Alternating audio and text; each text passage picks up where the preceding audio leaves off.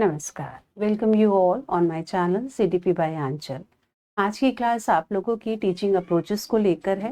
बाकी मैंने यहाँ पर आप लोगों के कमेंट देखे थे, तो आप लोग चाह रहे थे कि आपको क्वेश्चंस करवाए जाए। तो ठीक है, आज की क्लास में आप लोगों को मेनली मैं क्वेश्चंस करवा रही हूँ। ये क्वेश्चंस टीचिंग एप्टीट्यूड में जिस पार्ट को कवर कर रहे हैं वो है आप लोगों के मेनली कि एक अच्छी क्लासरूम मैनेजमेंट में कौन कौन सी चीज़ों का होना ज़रूरी है, यानी कि एक अच्छा कक्षा प्रबंधन किन बातों की ओर ध्यान करता है और इस एक अच्छी क्लासरूम मैनेजमेंट के लिए हमें किस प्रकार के अप्रोच का इस्तेमाल करना है।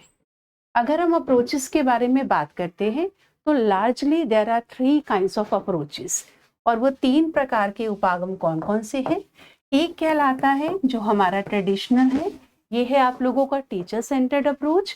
एक कहलाता है हमारा लर्नर सेंटर्ड अप्रोच जो कि छात्र केंद्रित होगा, और एक कहलाता है हमारा लर्निंग सेंटर्ड यानी कि अधिगम केंद्रित।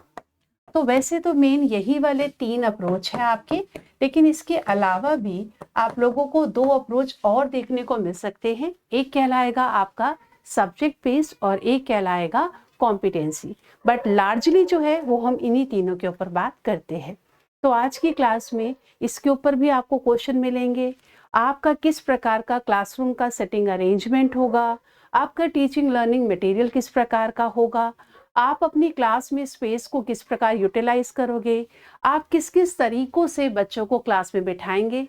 बिकॉज हमारे पास बैठाने के बच्चों के पास बहुत सारे तरीके हैं। एक ट्रेडिशनल तरीका कहता है कि आप बच्चों को सिंपल रोज में बिठाओगे। At times if your topic demand so you can set your children to sit in a semi circular way, यानी कि आप बच्चों को रैखिक पंक्तिबद्ध में भी बिठा सकते हैं। आप बच्चों को अर्धवृत्तीय तरीके से बिठा सकते हैं। आप बच्चों को पूरे वृत्त में गोलाकार बिठा सकते हैं, और कभी कभी इनके बीच में कंपटीशन कराने के लिए आप इन दोनों वृत्तों को आमने सामने भी करा सकते हैं, जब आप बच्चों को किसी ग्रुप एक्टिविटी के अंदर कराते हैं और 2 ग्रुप्स के अंदर आप चाहते हैं कि एक तरीके का इंटरैक्शन या कोई डिस्कशन हो। तो आज की क्लास की क्वेश्चन इन्हीं टॉपिक्स पर फोकस है, और आपका ये वाले जो क्वेश्चन है, अभी इस प्रकार के क्वेश्चन एक लव्या वाले स्कूल में भी पूछे गए थे, जो अभी पेपर हुआ था आपका दिसंबर 2023 में। चलिए क्वेश्चंस को शुरू करते हैं। पहले नंबर का क्वेश्चन, मेरे को आप लोग अपना फीडबैक बेटा जरूर देते रहना कि आप लोगों ने कहा कि क्वेश्चंस करवाने हैं, तो मैं क्वेश्चंस भी करवा दूंगी। साथ में जहां जहां मुझे जरूरत लगेगी मैं आप लोगों को साथ साथ इसके अंदर मेन पॉइंट्स को लिखवाती जाऊंगी। चलिए, तो यहाँ पर है पहला वाला point, which of the following statement is not correct. Not correct को लेकर है लर्नर सेंटर्ड अप्रोच में। तो बेटा अगर ये शिक्षार्थी केंद्रित के हिसाब से सही नहीं होगा तो पहले आप ये बात समझ लो, नॉट वाले क्वेश्चन को सीधा कर लिया करो। अगर शिक्षार्थी केंद्रित नहीं होगा तो मेनली जो है ये आपका टीचर सेंटर्ड होगा, क्योंकि शिक्षार्थी केंद्रित या लर्नर सेंटर्ड अप्रोच लाया गया था टीचर सेंटर्ड के अगेंस्ट में। तो जो हमारे पहले वाले कार्यकुलम में थे सब में बात किया जाता था टीचर सेंटर्ड अप्रोच का, लेकिन 2005 के एनसीएफ में खास जो है वो लर्नर सेंटर्ड अप्रोच की बात की गई, और एनईपी जो है वो खास लर्निंग सेंटर्ड अप्रोच में लर्नर को ध्यान में रखते हुए लर्निंग सेंटर्ड अप्रोच में एक्सपीरियंशियल लर्निंग के ऊपर बात करती है। तो अब यहाँ पर अगर हम देखते हैं पहला वाला कि स्टूडेंट्स लर्न पैसिवली, तो भाई अगर छात्र सुनकर और पढ़कर निष्क्रिय रूप से कर रहे हैं तो इसका मतलब ये आप लोगों का टीचर सेंटर्ड होगा, ये आपका शिक्षक केंद्रित होगा। बाकी जिसमें सक्रिय सीखना है तो भाई ये तो लर्नर सेंटर्ड में होगा ही होगा। ये बच्चे आपस में ग्रुप में सीखेंगे और ये जो भी काम करेंगे, क्योंकि ये आपस में अंतः क्रिया करके खुद ज्ञान की रचना कर रहे हैं, तो ऑब्वियसली इनमें मास्टरी लर्निंग आएगी। तो नीचे वाले जो तीनों पॉइंट है वो लर्नर सेंटर्ड को लेकर है, ऊपर वाला पॉइंट क्यों नहीं बन रहा है, क्योंकि वो टीचर सेंटर्ड को लेकर है। तो आंसर आप लोगों का बन गया फर्स्ट वाला। नेक्स्ट क्वेश्चन, इसमें दे रखा है कि टीचर सेंटर्ड अगर अप्रोच होगा तो उसकी क्या क्या विशेषताएं होगी। बच्चों टीचर सेंटर्ड अप्रोच के अंदर आपको ना सभी बातों के बारे में पता होना चाहिए। आप किस प्रकार इन चीजों को तैयार करेंगे कि अगर आपका टीचर सेंटर्ड होगा और आपका लर्नर सेंटर्ड होगा, यहाँ पर टीचर का ये मानना है कि ज्ञान जो है वो विद्यमान है, ज्ञान विद्यमान है, knowledge exist, knowledge exist, so it is given. तो टीचर का काम क्या है? टीचर जो है ज्ञान विद्यमान है और मानकर चलता है ज्ञान दिया जाता है। लेकिन जब हम लर्नर सेंटर्ड अप्रोच पर आते हैं तो हम कहते हैं नहीं, ज्ञान का निर्माण किया जाता है, ज्ञान रचा जाता है। तो यहाँ पे सारा जो कंट्रोल है टीचर के हाथ में है, लेकिन यहाँ पर जो कंट्रोल है उसमें टीचर का और स्टूडेंट का, यानी कि स्टूडेंट को भी मौका मिल रहा है। टीचर सेंटर्ड में क्या था कि बच्चे को बिल्कुल मौका नहीं मिल रहा था, तो जो लर्नर सेंटर्ड है वो बिल्कुल अपोजिट चला जाएगा टीचर सेंटर्ड में। ये आपको हर पहलू पे करना है। टीचर की भूमिका यहाँ पर क्या है? इंस्ट्रक्टर की। अगर हम यहाँ पे देखेंगे तो टीचर की भूमिका क्या है? फैसिलिटेटर की। और अगर इससे एक आगे और लर्निंग सेंटर पे जाओगे तो वहां पे टीचर की भूमिका क्या है? टीचर विल बी अ को लर्नर। टीचर जो है वो भी बच्चों के साथ एक सहायक अध्येता की तरह काम कर रहा है, पर हाँ, वो जो सहायक अध्येता की तरह काम कर रहा है तो वो टीचर। तो बच्चों के एमकेओ होने के नाते उसका काम है बच्चों को स्कैफोल्डिंग देना।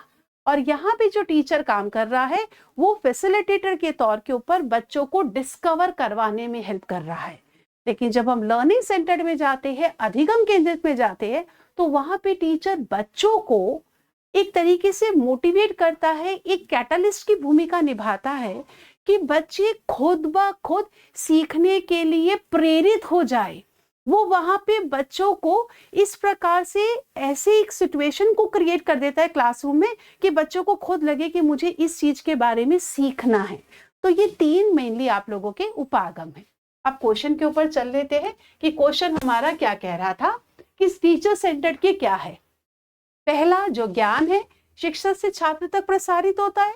और ये क्वेश्चन ऐसे भी बन सकता है, इस उपागम में यह माना जाता है कि बच्चे जो है वो कुछ भी नहीं जानते हैं।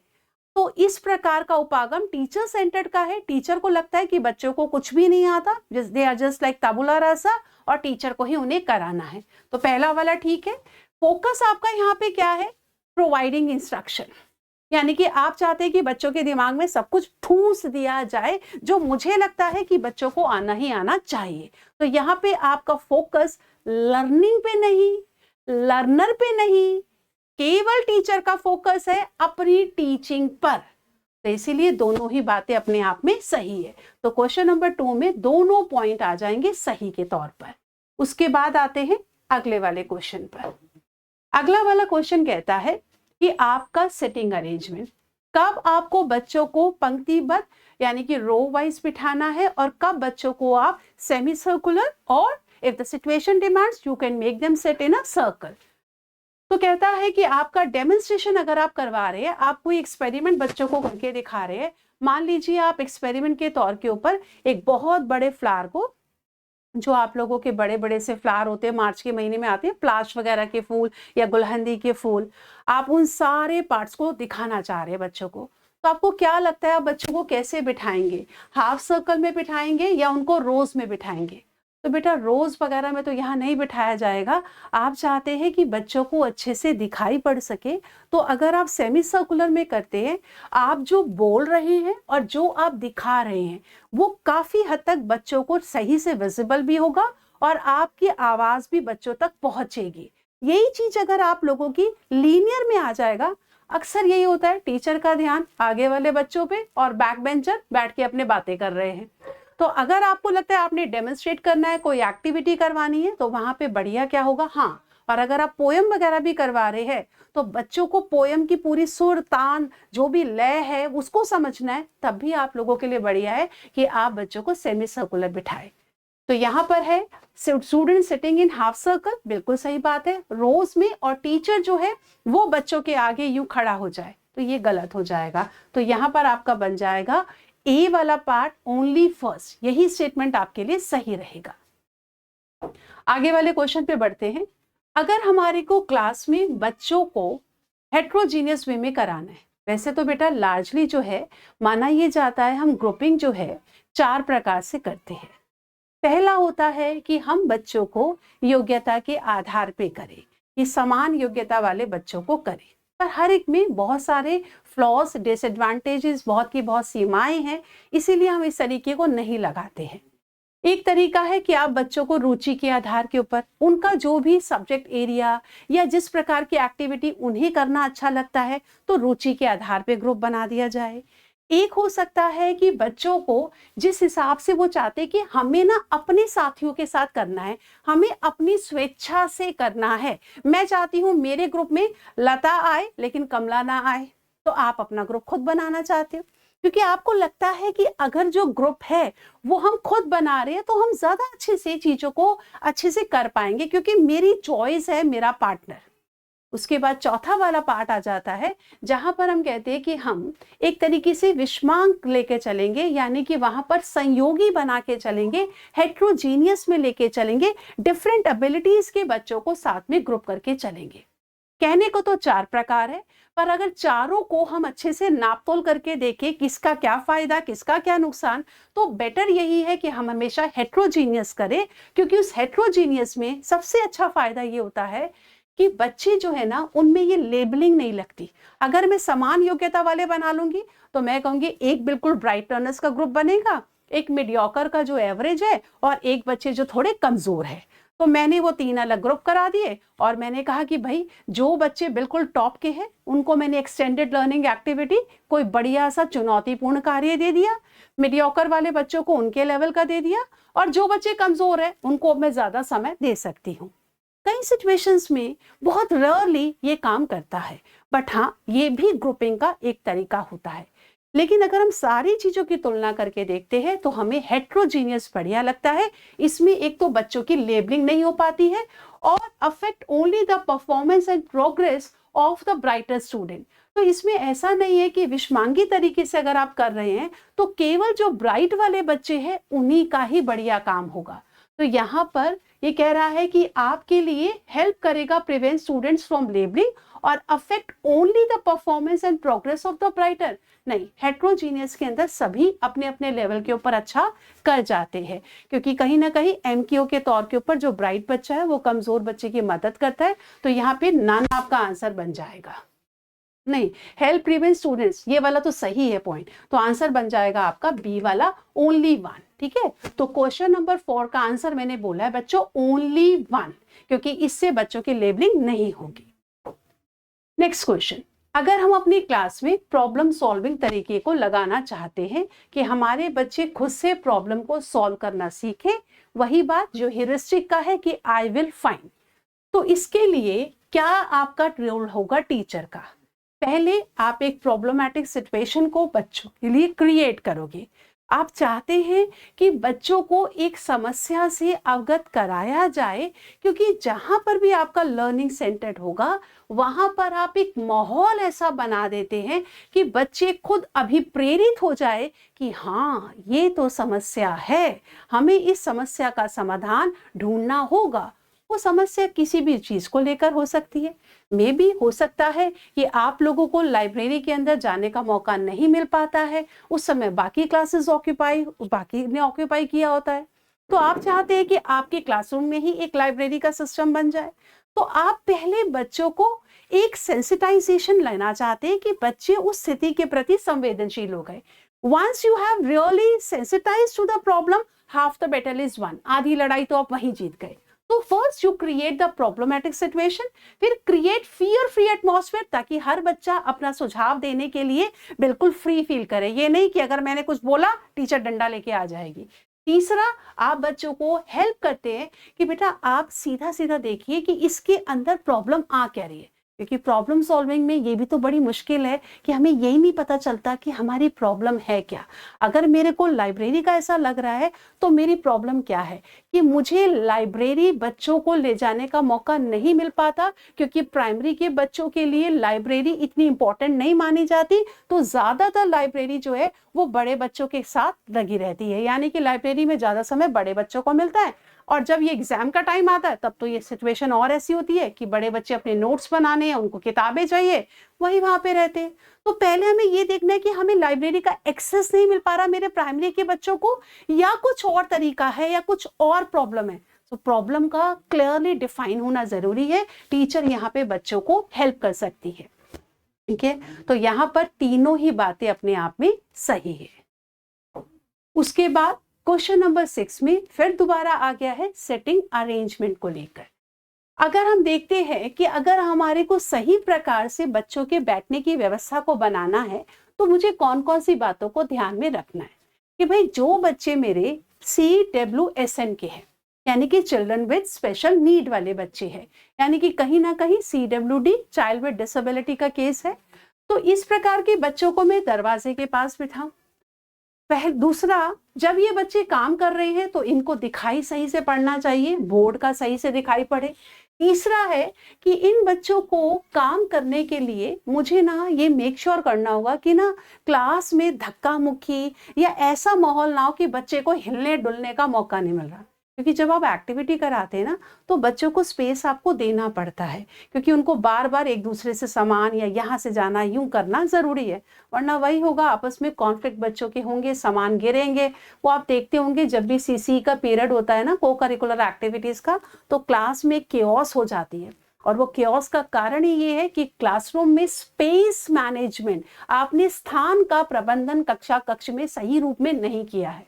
तो इसके लिए पहला बिल्कुल सही बात है कि अगर आपका चाइल्ड विद स्पेशल नीड है, आप उसको डोर के साथ बिठाते।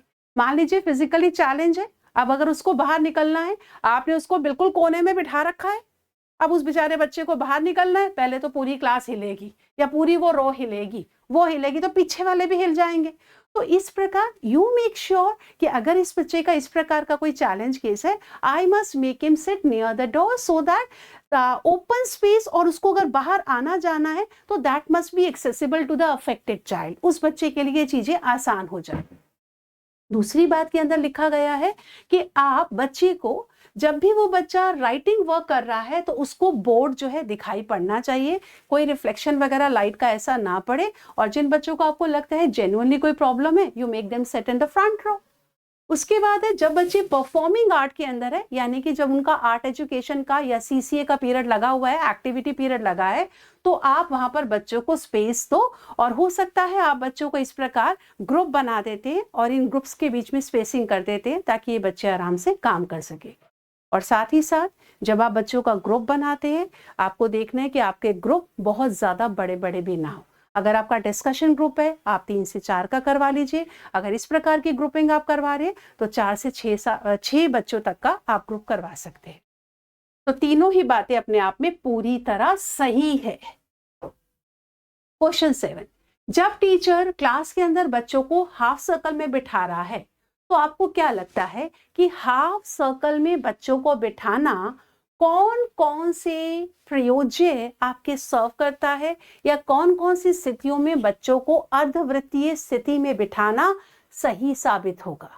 क्या जब आप पोएम सुना रहे हैं या आप जब डेमोन्स्ट्रेट कर रहे हैं? तो दोनों ही बातें अभी हमने डिस्कस कर रही थी। आप एक्सपेरिमेंट डेमोन्स्ट्रेट कर रहे हैं या आप कोई अच्छा सा बड़ा सा टीचिंग एड लेकर आए हैं, आप ग्लोब लेकर आए हैं, बच्चों को आपने लैटिट्यूड एंड लॉन्गिट्यूड सिखाना है, तो वहां पे भी ठीक है।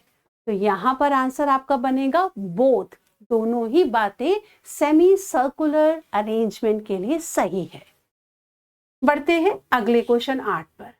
अगर हमें प्री स्कूल लेवल के ऊपर बच्चों को इंक्लूड करना है, इंक्लूसिव बनाना है, तो क्या आपका करिकुलम फ्लेक्सिबल और एक्सेसिबल होना चाहिए? भाई लचीला तो होना ही चाहिए। एक्सेसिबल ऐसा होना चाहिए कि इतना सुगम्य हो कि यहाँ पर सभी के लिए कुछ ना कुछ हो, हर एक को आपने, फिलॉसफी इंक्लूजन की ये कहती है कि हमें सबको साथ लेके चलना हो, क्योंकि हमारा यूनिवर्सल डिजाइन ऑफ लर्निंग है, हम UDL को मानते हैं। तो आपने करिकुलम के अंदर इतना लचीलापन रखा कि जो बच्चे लर्निंग विद डिसेबिलिटी है उन बच्चों के लिए आप कुछ एकोमोडेशन, कुछ मॉडिफिकेशन करते हैं। कुछ बच्चे जो आपके बहुत ज्यादा गिफ्टेड है उनके लिए आप करिकुलम में कुछ एलैबोरेशन कर देते हो, उनके लिए कुछ खास चैलेंजिंग पार्ट उनके लिए दे देते हो। नॉर्मल बच्चों के लिए तो है ही करिकुलम, तो आपने सबको साथ लेके चले तो सबके लिए करिकुलम में कुछ खास है। वो तभी होगा जब स्टैंडर्डाइज ना होकर, यूनिफॉर्म ना होकर, वो अपने आप में फ्लेक्सिबल हो और वो एक डिफरेंशिएटेड इंस्ट्रक्शन को स्पेस दे के चले। उसके बाद है फिजिकल एनवायरनमेंट आपका बैरियर फ्री हो। बिल्कुल आप लोगों के लिए ऐसा होना चाहिए कि रैम्प्स होने चाहिए, जितने भी कॉरिडोर्स वगैरह है वहां पर आपका बच्चे का सपोर्ट होना चाहिए, ताकि जो बच्चों का लोकोमोशन अफेक्टेड है वो बच्चे भी खुद से आ जा सके। तीसरे में personnel involve in pre school programme must have intensive training. ये बहुत ज़रूरी है, एनईपी इस पे खास बात करती है कि अगर आप अपने कक्षा को या अपने स्कूल को पूरी तरह समावेशी बनाना चाहते हैं तो ढांचेगत से लेकर संवेगात्मक रूप तक आपको चीज़ों को बिल्कुल इंस्टीट्यूशन को अडेप्ट करना पड़ेगा। और वो अडेप्टेशन के लिए आपको कहीं ना कहीं इन लोगों का साथ चाहिए होगा, जो देखेंगे क्या स्कूल बिल्कुल समावेशी बन रहा है, क्या उस बिल्डिंग के अंदर टॉयलेट्स भी अगर देखा जाए तो अलग अलग कैटेगरीज उसके अंदर है, तो बच्चे कहीं भी अनसेफ जोन में ना आ जाए। क्योंकि जो बच्चे विद डिसेबिलिटी है they are very vulnerable to these kind of accidents, जहां पर हो सकता है कि अगर सपोर्ट नहीं होगा रेलिंग वगैरह का तो वो बच्चे गिर सकते हैं। तो इसीलिए तीनों ही बातें यहाँ पर सही होगी। तो क्वेश्चन 8 में डी में तीनों बातें दे रखी है, दैट इज योर आंसर। अगला question, all are the major components involved in the classroom processes except that. आपकी कक्ष में बहुत सारे इंपॉर्टेंट एलिमेंट्स होते हैं, उनमें से कौन सा एक आवश्यक तत्व नहीं है। पहला कि शिक्षक के प्रदर्शन का मूल्यांकन करना, छात्र के सीखने का मूल्यांकन करना, अपेक्षित सीखने के परिणाम और आपकी कक्षा में किस प्रकार की प्रक्रियाएं चल रही हैं।